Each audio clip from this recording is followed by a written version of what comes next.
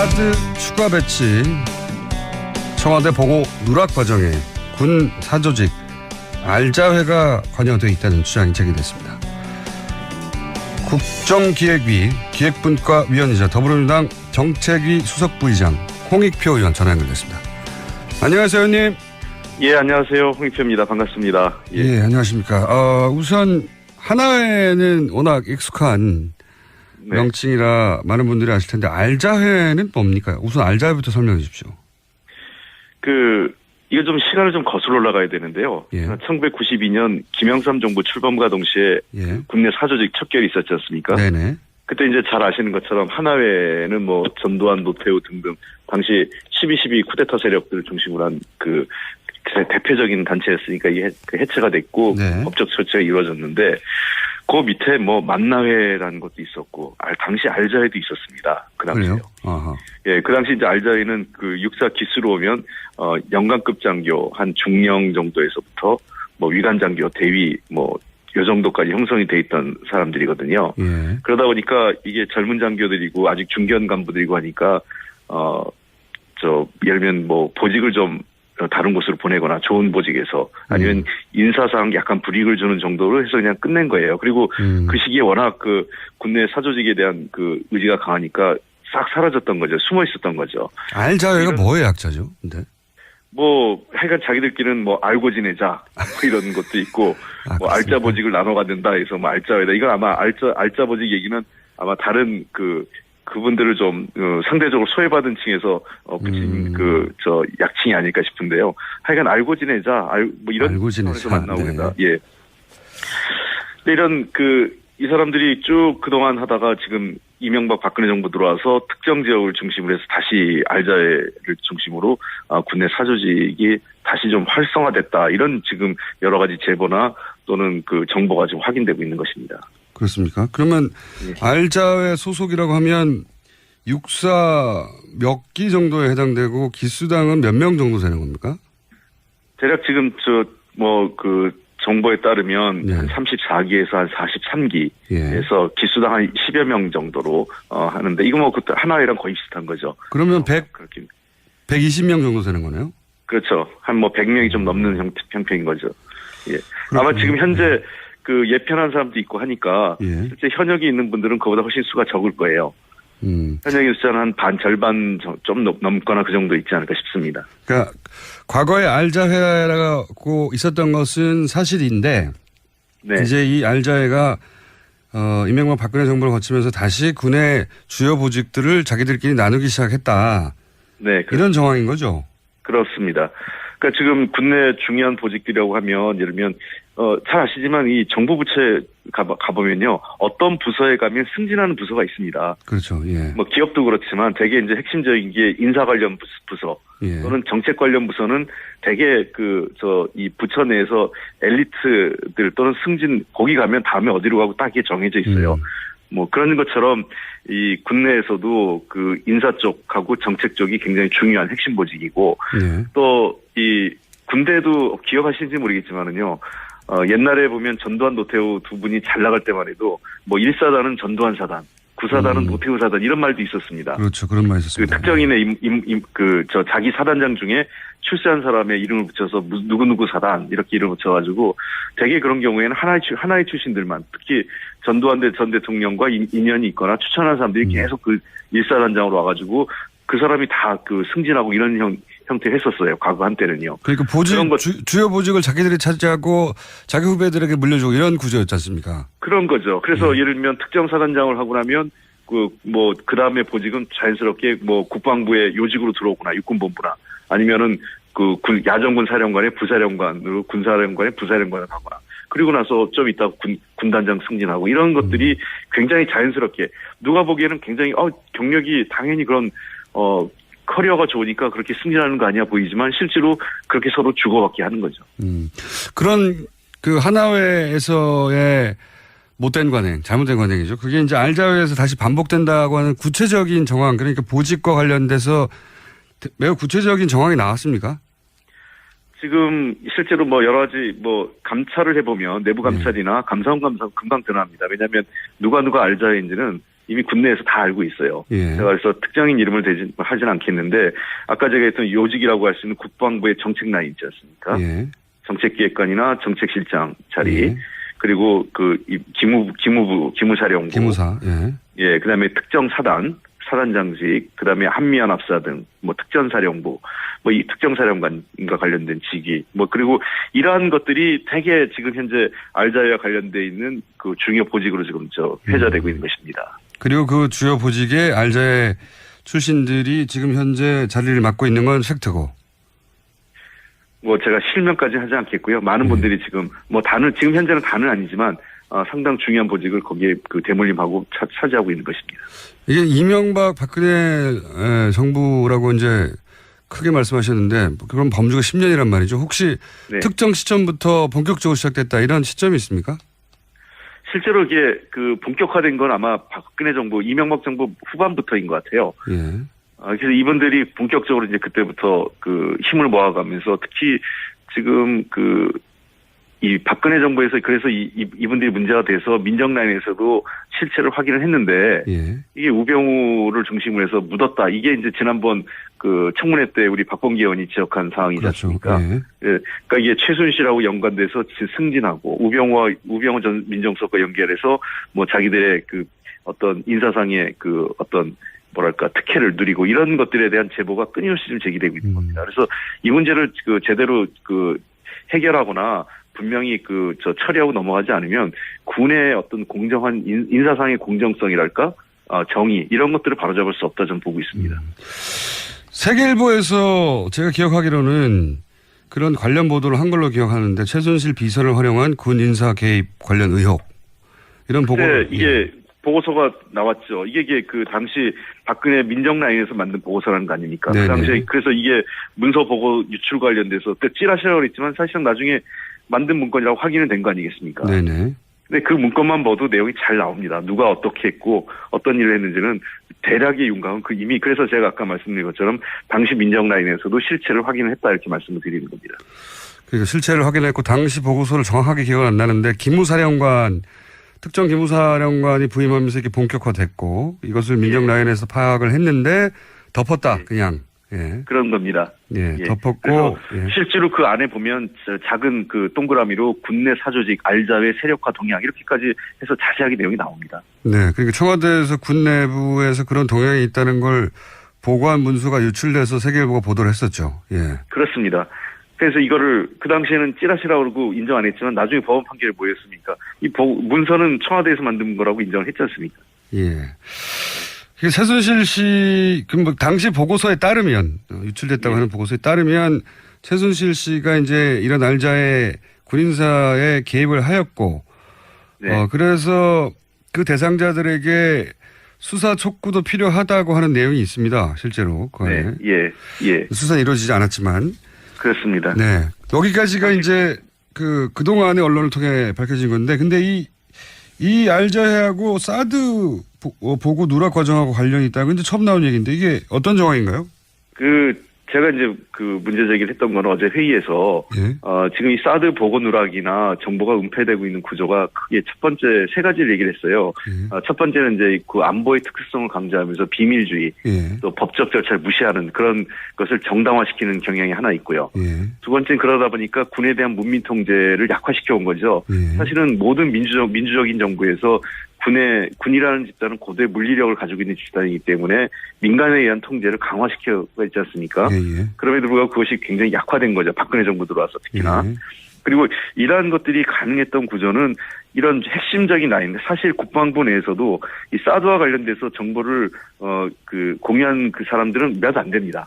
아주 특정인들만 그 정보를 공유했고 그게 이제 정책 라인과 또 일부 그 국방부 장관의 비서 라인 쪽으로 해서 핵심들만 지금 장악을 했는데 이 사람들이 통으로 그 최고 군통수권자에게 보고를 은폐할 정도였다면 그건 뭐겠습니까? 서로의 그 인사상의 서로 간의 인적 관계로 짬짬이 관계가 있기 때문에 이런 은폐나 보고 고의적 은폐 누락이 가능한 것이죠. 그러니까 지금 그 추가 반입이 누락되는 보고서가 작성되는 그 라인에 정책기획관이나 국방정책실장이 있는데 예. 이 분들이 말하자면 알자의 수속이다 이런 이야기인가요? 그렇죠. 그 알자회 또는 그 최근에 독사파라고 또 있어요. 그 독사파도 일부 독사파요? 네. 예. 독사파는 뭡니까? 이 김관진 씨가 사실은 지금 국방부 내에 너무 큰 힘을 갖고 있었던 거죠. 예. 아시다시피 그 김관진 씨는 참여정부 말기에 합참의장을 했지 않습니까? 예. 그러니까 근 10년이 넘게 11, 2년 가까이 군내 가장 실력자로 존재했던 거죠. 예.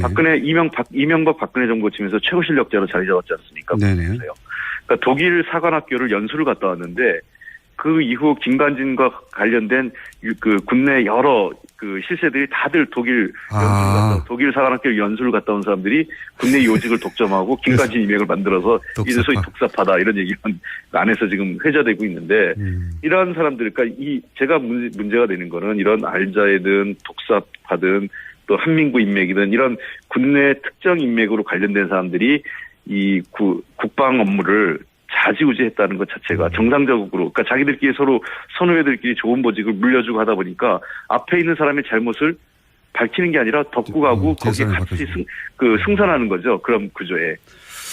그렇군요. 그런 라인을 파악하게 됐고 이것이 알자회 자체의 문제를 넘어서서 그러니까 그 군조직이 사조직화 한다는 점을 넘어서서 사드와 관련해서도 청와대에 보고할 때 누락하는데 개입된 정황이 있다 이렇게 보시는 거네요. 이제. 그런 겁니다. 그래서 이 문제는 내부 감찰이나 감사원 감사를 해서 정확하게 이 문제를 실체를 파악하는 게 단순히 사드 문제를 넘어서서 이 군에 대한 전반적인 이 부조리, 불합리한 현상을 좀 근본적으로 제거해야 되는 문제라고 생각합니다. 군내 사조직은 어느 국가에서도 인정하지 않고 있고요.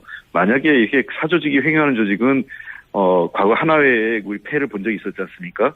그것뿐만 아니라 더 나아가서 정상적으로 전투를 수행할 수 있는 그 집단이 될 수가 없습니다. 예. 이건 뭐 제가 순전히 개인적으로 넘겨짚는 거긴 합니다만 하필 독일이라서 최순실과 무척 관계가 깊은 그것도 갑자기 떠오르긴 합니다. 네. 그건 아닌 것 같은데. 그건 저도 아닌 것 같긴 합니다만 이것도 하필 독일 사관학교인가 미국 육사도 아니고 그런 생각이 엄청 스쳐 지나가긴 하고. 근데 혹시 말씀 듣다 보니까 추미애 대표가 왜 탄핵 정국에서 그 계엄령 얘기도 한번 하셨지 않습니까? 예. 네, 군에 어떤 움직임이 있다라고 일회성으로 경고했지만 굉장히 임팩트가 있었는데 그 이후로 그게 어떤 근거에서 나온 말인지는 전혀 후속으로 이제 해명대화를 한 적이 없는데 혹시 이게 이 알자회와도 관련이 있나요? 제가 또 한 번 넘겨짚는 건데.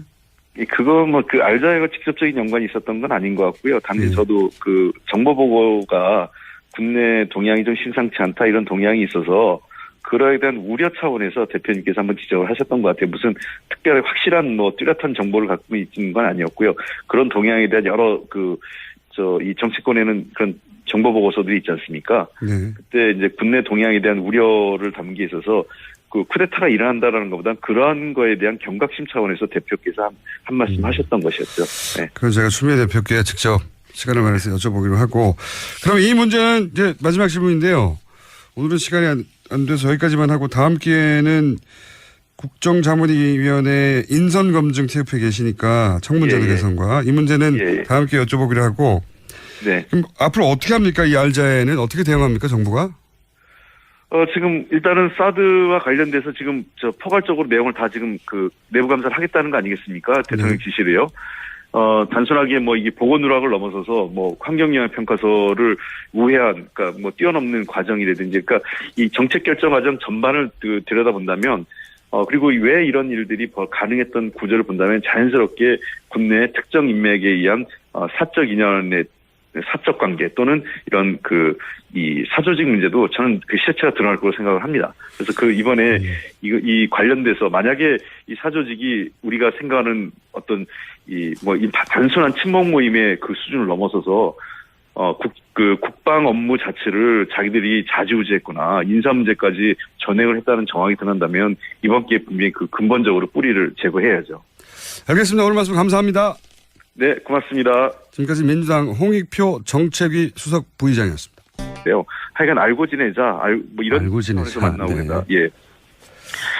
근데 이런 이 사람들이 쭉 그동안 하다가 지금 이명박 박근혜 정부 들어와서 특정 지역을 중심으로 해서 다시 알자회를 중심으로 군내 사조직이 다시 좀 활성화됐다. 이런 지금 여러 가지 제보나 또는 그 정보가 지금 확인되고 있는 것입니다. 그렇습니까? 그러면 알자회 소속이라고 하면 육사 몇 기 정도에 해당되고 기수당은 몇 명 정도 되는 겁니까? 대략 지금 정보에 따르면 네. 한 34기에서 한 43기에서 기수당 한 10여 명 정도로 하는데 이거 그때 하나회랑 거의 비슷한 거죠. 그러면 그렇게 120명 정도 되는 거네요? 그렇죠. 한 100명이 좀 넘는 형평인 거죠. 예. 그렇군요. 아마 지금 현재 그 예편한 사람도 있고 하니까 예. 실제 현역이 있는 분들은 그보다 훨씬 수가 적을 거예요. 현역의 숫자는 한 절반 좀 넘거나 그 정도 있지 않을까 싶습니다. 그러니까 과거에 알자회라고 있었던 것은 사실인데 네. 이제 이 알자회가 이명박 박근혜 정부를 거치면서 다시 군의 주요 보직들을 자기들끼리 나누기 시작했다. 네. 이런 정황인 거죠. 그렇습니다. 그러니까 지금 국내 중요한 보직들이라고 하면 예를 들면 잘 아시지만 이 정부 부처에 가보면요 어떤 부서에 가면 승진하는 부서가 있습니다. 그렇죠. 예. 뭐 기업도 그렇지만 대개 이제 핵심적인 게 인사 관련 부서 예. 또는 정책 관련 부서는 대개 이 부처 내에서 엘리트들 또는 승진 거기 가면 다음에 어디로 가고 딱 이게 정해져 있어요. 뭐 그런 것처럼 이 국내에서도 그 인사 쪽하고 정책 쪽이 굉장히 중요한 핵심 보직이고 예. 또 이 군대도 기억하시는지 모르겠지만은요 옛날에 보면 전두환 노태우 사드 추가 배치 청와대 보고 누락 과정에 군 사조직 알자회가 관여되어 있다는 주장이 제기됐습니다. 국정기획위 기획분과위원이자 더불어민주당 정책위 수석부의장 홍익표 의원 전화 연결됐습니다. 안녕하세요, 의원님. 예 안녕하세요 홍익표입니다. 반갑습니다. 예, 안녕하십니까. 우선 하나회는 워낙 익숙한 네. 명칭이라 많은 분들이 아실 텐데 알자회는 뭡니까? 우선 알자회부터 설명해 주십시오.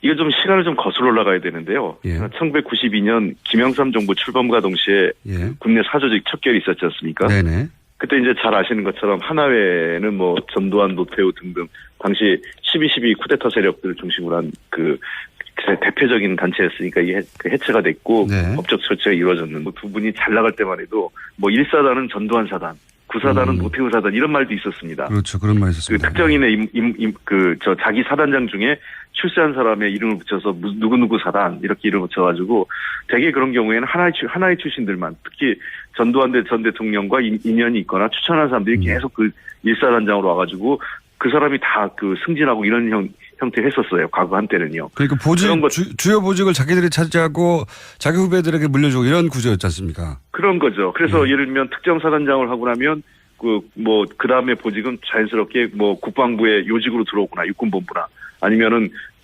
야전군 사령관의 부사령관으로 군사령관의 부사령관을 가거나 그리고 나서 좀 이따 군단장 승진하고 이런 것들이 굉장히 자연스럽게 누가 보기에는 굉장히 경력이 당연히 그런 커리어가 좋으니까 그래. 그 밑에 만나회라는 것도 있었고 당시 알자회도 있었습니다. 그 당시요. 예, 그 당시 이제 알자회는 육사 기수로 오면 연관급 장교 한 중령 정도에서부터 위관 장교 대위 요 정도까지 형성이 돼 있던 사람들이거든요. 예. 그러다 보니까 이게 젊은 장교들이고 아직 중견 간부들이고 하니까 예를 들면 보직을 좀 다른 곳으로 보내거나 좋은 보직에서 아니면 인사상 약간 불이익을 주는 정도로 해서 그냥 끝낸 거예요. 그리고 그 시기에 워낙 국내 사조직에 대한 의지가 강하니까 싹 사라졌던 거죠. 숨어 있었던 거죠. 알자회가 뭐의 약자죠? 근데? 하여간 자기들끼리는 알고 지내자 이런 것도 있고 알짜 보직을 나눠 갖는다 해서 알자회다. 이건 아마 알짜 보직 얘기는 아마 다른 그분들을 좀 상대적으로 소외받은 층에서 붙인 약칭이 아닐까 싶은데.